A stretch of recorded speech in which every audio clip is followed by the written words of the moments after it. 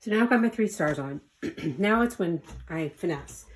And what I'm keep referring to is you're working your ribbon and your mesh to get it into the positions that you want it to show it off. And the ribbons will always be opposite. So you'll have, you know,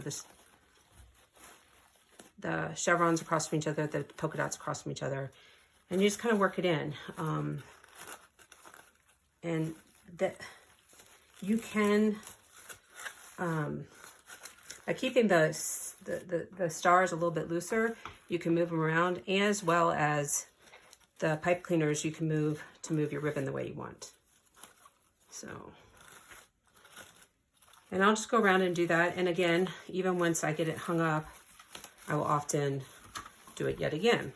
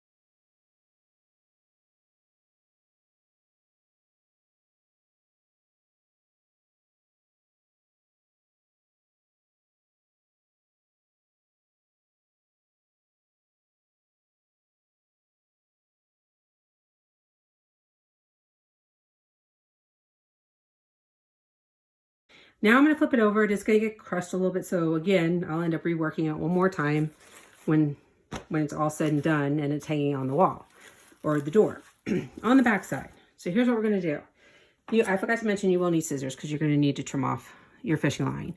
It's not, I mean, you could leave it. It's not the end of the world. It's clear. It's pretty translucent, so it won't show up. But just to help simplify things, you're going to want to trim down those edges.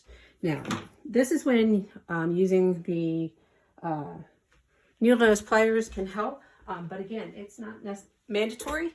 What I usually will do, as well as the wire cutters. So what I'll do is, you got to think about when you're twisted from the underside, sometimes it's the opposite of what you're thinking. So I'll twist a few more times.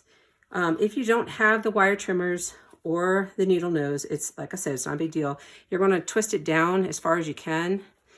And the ends of each of the pipe cleaners have a little bit of wire. So you want to be careful to not leave that sticking out because you don't want it to rub on your walls or your door. So you just kind of tuck it under like that. So again, making sure I'm in the field of view. And you can also, if you feel like this is too loose, you can always at this point tighten it down some further or move it. So I'm just kind of twisting it all the way to the end, kind of curling it into like a little, curling it on itself. And you're just going to work around the entire wreath and do that. Now, if you have wire cutters and you wish to use them, what you can do is trim off some of that so you don't have as far to work. And then, again, I just move it down. And sometimes I'll find it, it will tighten it down a little further. Again, it's not the end of the world if you don't. It still works fine. But I just, for me, it saves me a bit of time instead of twisting all the way to do that. So either way, you're going to be fine. And again, it just is kind of neatening up and tying off the backside. You could technically leave it the way it is. I just try and make it so that I don't get stabbed or anything gets scratched. So I'm going to go ahead and do this all around.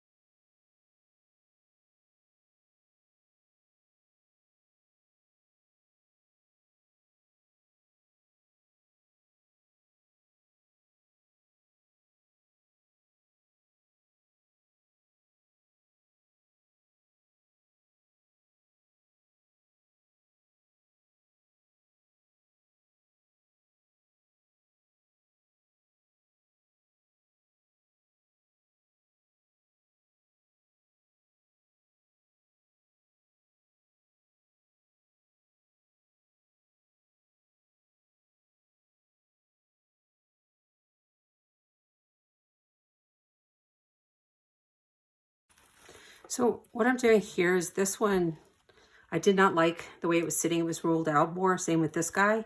So I kind of took him and reworked the pipe cleaner to put more to the inside. And that's what, you had the ability to do that anytime. And it just may help with the fullness or how you have something. And you can always, like, you know, this red, it looks, you know, like he's twisted side to side, where maybe it might look better that way. And again, you have a lot of leeway and playing with it to make it the way you're to fill out your wreath further.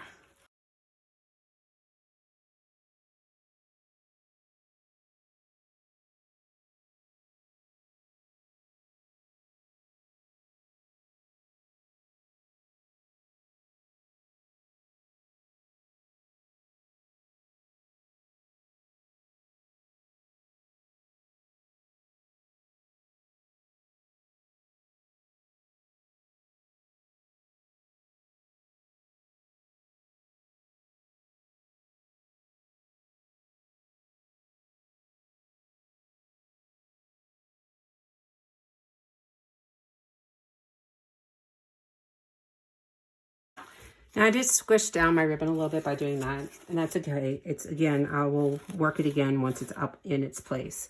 So the next thing to do is to figure out where your top is going to be. Which do you want it to be, you know, hang so that, let's see if I can, you know, the stars are this way, whether, you know, this being the top. So you just kind of figure out which way you want it to go. And I think, for me, I think I'm going to choose my top up here. Blue. So I'm going to take this loop of wire. It's a little heavier gauge, just help it hang better. And I'm going to twist it. And again, this is when, you know, having needle nose pliers would be helpful. But again, it's not absolutely necessary, because you can certainly use your fingers to do most of this twisting. And the loop doesn't have to be that big, because usually it's just like a little 3M hook is what I use to hang my wreaths on my front door and on the inside of the house. And again, as you see, I'm doing most of this with just my fingers. But I am gonna make it a little bit easier on myself and use my pliers. And the loop does not have to be perfect. So now, there you go. That's the finished product, and I hope you had fun making yours. Please don't hesitate to reach out to me if you have questions. You can trim up any, because the mesh will do that. It will leave you'll have some pointed ends, and you can always trim them and stuff them back in. So thank you so much for watching and purchasing the wreath. I hope you enjoy it and it brightens your household through this 4th of July. Thanks.